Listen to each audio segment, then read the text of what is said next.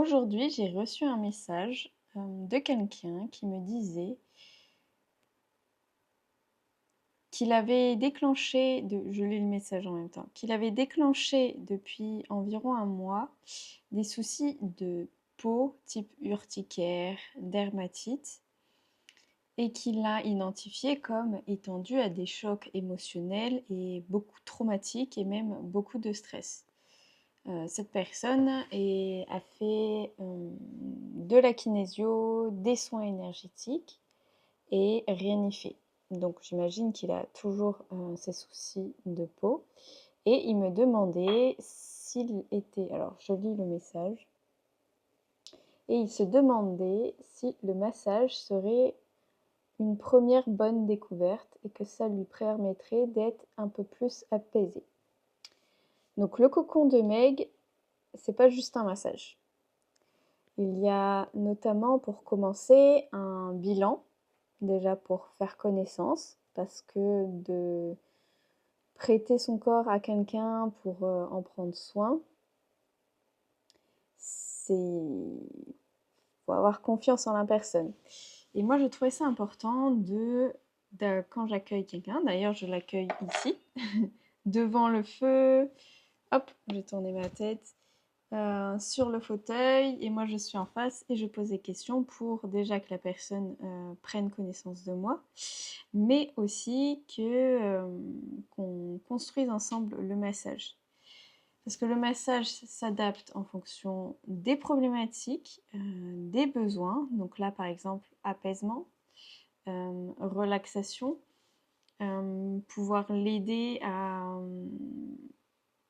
remédier à ses problèmes de peau qu'il a déclenchés suite à beaucoup de stress et des chocs émotionnels.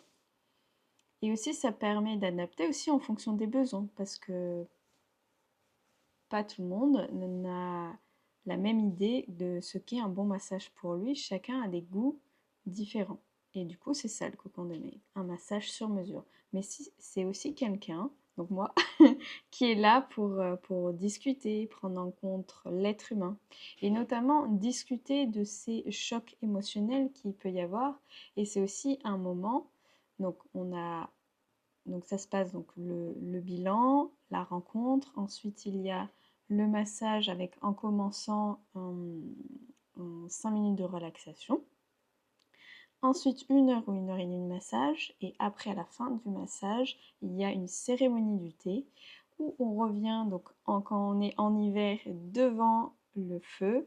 Et c'est le moment où aussi on discute. Je fais un débrief pour le massage.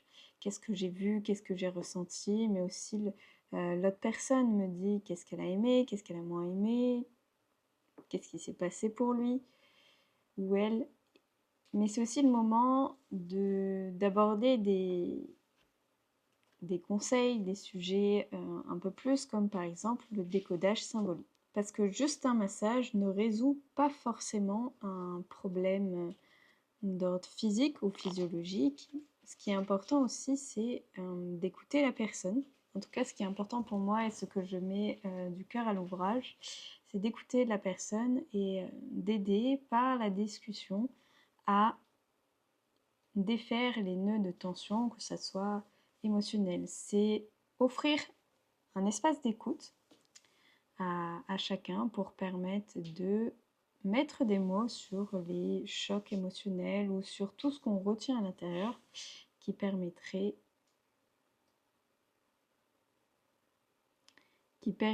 un peu de tirer la chasse ou un peu de le rôle des éboueurs qui viennent chercher les poubelles, mais parce que si on ne vide pas les poubelles, au bout d'un moment, bah, ça s'entasse, ça déborde, ça se voit. Donc c'est comme ça pour le corps, c'est un peu la vision que j'ai. C'est plus on enterre quelque chose au fond et plus on l'enterre depuis longtemps, mais plus à un moment donné, on va avoir des symptômes qui vont surgir. Voilà, c'est tout ce que j'avais à vous dire pour aujourd'hui. J'espère que ça vous a plu et si vous avez besoin de discuter de sujets un peu plus précis, envoyez-moi des messages et je serai ravie de discuter avec vous.